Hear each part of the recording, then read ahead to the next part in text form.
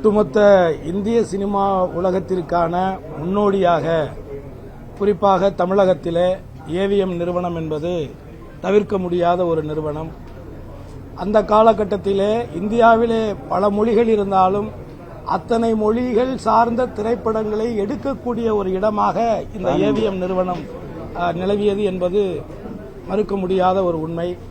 அப்பேற்பட்ட ஏவிஎம் ஐயப்ப செட்டியார் அவர்களால் உருவாக்கப்பட்ட இந்த நிறுவனத்தை அவருக்கு பிறகாக பொறுப்பேற்று மதிப்பிற்கும் மரியாதைக்கும் உரிய இன்றைக்கு பயப்பு முதிர்ச்சி காரணமாக இயற்கை எய்திருக்கக்கூடிய அருமை அண்ணன் ஏவிஎம் சரவணன் அவர்கள் ஒட்டுமொத்தமாக அடுத்த தலைமுறைகளுக்கு ஒரு மனிதன் சிறியவர் பெரியவர் என்று பாகுபாடு பாராமல் அனைவரையும் எப்படி மரியாதையோடு நடத்துவது, மரியாதையோடு நடந்து கொள்வது என்பதை அடுத்த தலைமுறைக்கு கற்றுக் கொடுத்தவர். மிக எளிமையானவர்.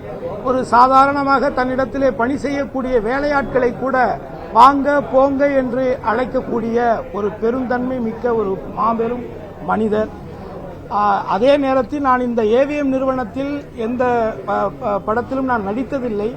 ஆனால் முதன்முறையாக நான் ஒரு பாடகனாக இந்த சென்னையிலே இந்த ஏவிஎம் நிறுவனத்திலே தான் அன்றைக்கு நாட்டாமை என்கின்ற படத்திலே அதனுடைய தலைப்பு பாடலாக நாட்டாமை பாதம் தொட்டா நல்ல வெல்லாமை விளையுமடி என்ற பாடலை இந்த ஏவிஎம்மிலே நான் பாடிய பொழுது மதிப்புக்கும் மரியாதைக்கும் உரிய அண்ணன் ஏவிஎம் சரவணன் அவர்களை நான் சந்தித்து ஆசீர்வாதம் பெற்றேன்.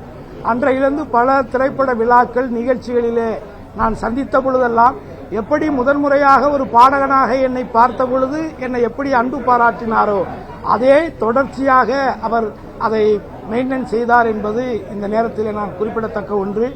ஆகவே அன்னாரை இழந்து வாழக்கூடிய அவருடைய குடும்பத்தாருக்கும் ஒட்டுமொத்த திரை உலகத்திற்கும் எனது நெஞ்சார்ந்த இரங்கலை தெரிவித்துக் கொண்டு ஒரு நல்ல ஆத்மா நிச்சயமாக இறைவனிடத்திலே சாந்தியடையும் என்ற நம்பிக்கையோடு என் குடும்பத்தாரின் சார்பாக என்னுடைய ஆழ்ந்த இரங்கலை தெரிவித்துக் கொள்கிறேன்.